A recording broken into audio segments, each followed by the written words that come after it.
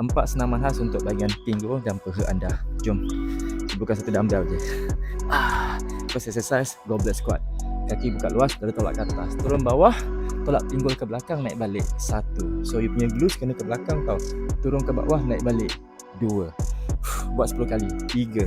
Perlahan-lahan. 4 lagi. 5. 6 lagi. 7. 8 lagi perlahan-lahan. 9.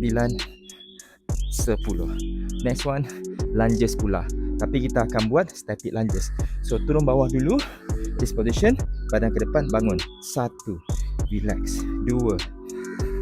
3. 5 kiri 5 kanan. 4. 5. Okey, dah habis. Belah kiri pula static kaki kat bawah, badan ke depan. 1. 2.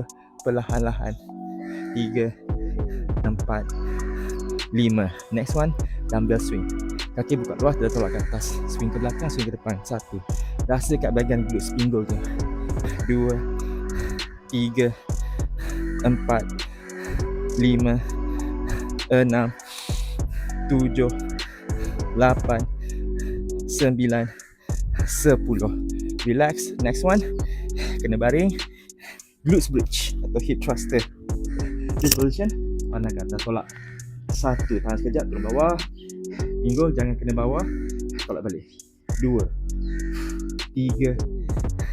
4. Oi, lengah. 5. Pelan-pelan. 6 lagi. 7.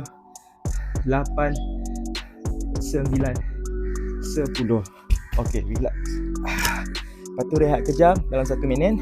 Lepas tu ulang balik semua 4 senaman tu. Buat pelan-pelan. Dan kita akan buat dalam 10 minit je. Lepas 1 minit rehat, sambung balik. Cuba buat sebanyak anda boleh dalam masa 10 minit. Lagi banyak lebih bagus. Tak ada masa nak bersenam, senaman ni sesuai untuk anda.